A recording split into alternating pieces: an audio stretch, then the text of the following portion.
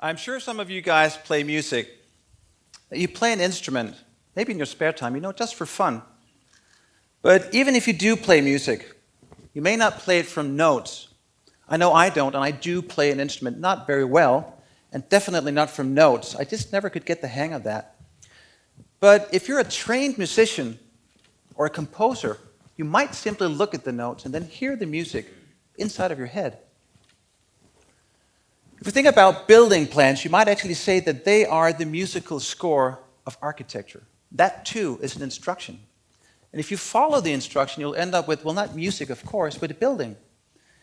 And the carpenters and the bricklayers would be equivalent to the musicians, whereas I, on the other hand, would be equivalent to the composer because I'm an architect. So when I look at these rather flat drawings, I basically see the three-dimensional spaces before my inner eyes. But I've also learned that a lot of people outside of the building industry do not fully read these drawings. It makes perfect sense. It's just like the notes.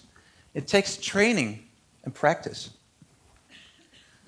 And I guess that's why architects, including myself, do these photorealistic computer renderings, basically saying to people that if you decide to build this proposal, it's just a proposal at this point, you should be able to go to the site and shoot a photograph looking roughly like this when the building is done.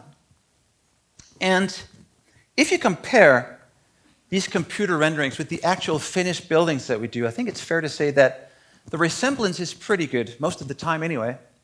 So the renderings definitely serve a purpose. They tell people what their building is going to look like, which is pretty nice to know. But they do not say anything about why their building should look certain ways. I mean, what is the idea behind the design?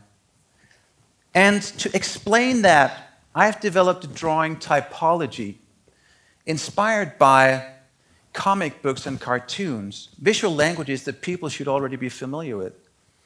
And the idea is that if you cannot explain an architectural idea within a single sheet of A4 paper, you're either saying too much or too complicated things.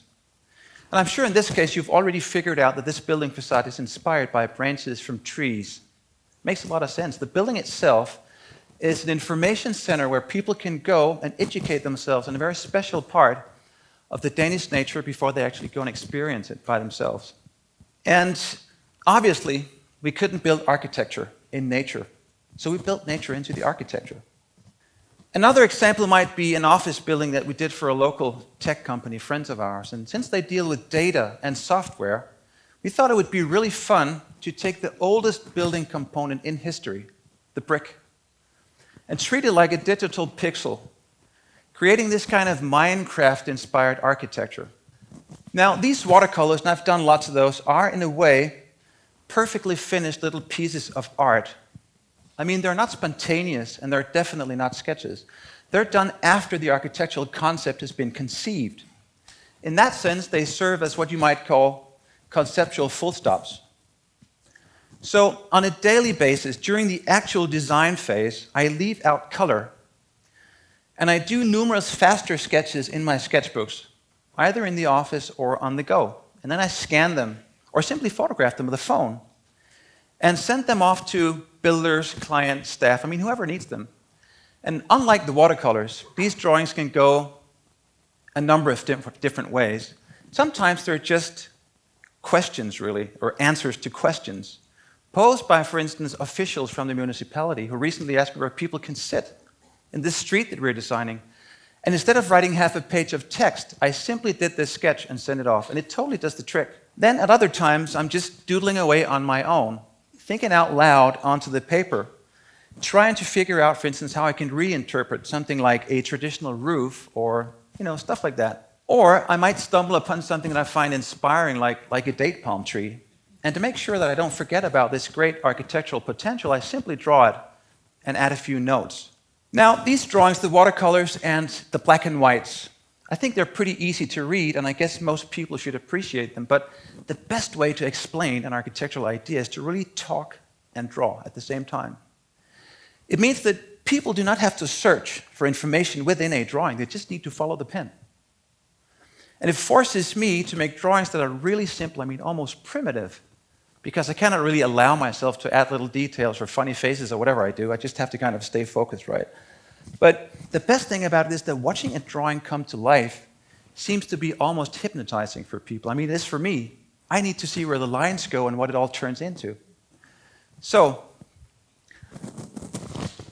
we thought that I should just demonstrate for you how that might actually work by telling you about a housing scheme that we did for the Aarhus Harbor development roughly 10 years ago. And the master plan designed by another architect suggested a perimeter block looking roughly like this. And it makes sense. I mean, the perimeter block is a very successful typology that's been around, well, forever, really. But we soon found out that we had a water canal running along the north side of the site, and another canal running along the south side. And on top of that, our plot was facing the Aarhus Bay. So with water on no less than 3 sides, it's pretty unusual, right? We knew that we had to kind of open up this rather introvert perimeter block. So somebody at the office came up with the idea of parallel L-shaped wings, sort of spooning towards the corner of the site like this. And with that simple move, we managed to open up the plot and connect with the water and the surroundings. We also eliminated draft problems. And with all of the corners pointing almost straight to the north, the wings seem to almost embrace the daylight as the sun moves from the east to the west. It still didn't do the trick, though. I mean, we didn't create enough views for the future residents, so we began pulling up points and pushing down others, transforming these wings into zigzagging lines or chains of gable houses, if you may. As you can see, it's pretty systematic. It's just going up and down like a roller coaster. And there you go. Let me just finish here with the canals and the bay. I think you get it by now. Now, the master plan allowed us to build a maximum of 6 floors. So we dived down to 1, back up to 12 and down to 1 again, ending on an average of 6. Yeah, that's clever. To this day, I still can't believe that the municipality actually fell for that. But I mean,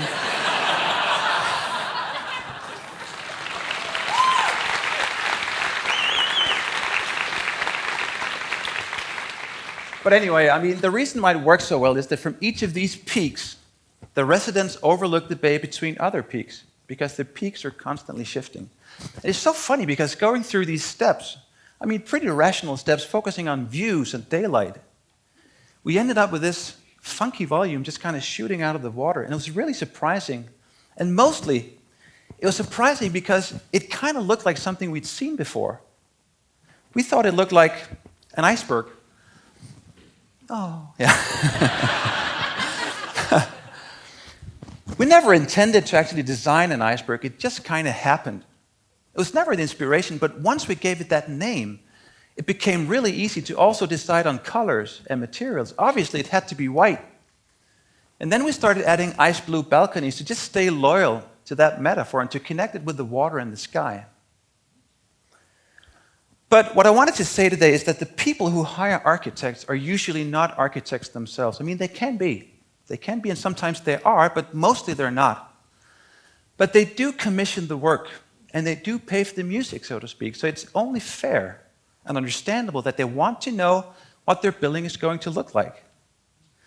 But more importantly, they need to know, I mean, they must understand why it's a great idea to build an iceberg instead of the good old trusted perimeter block.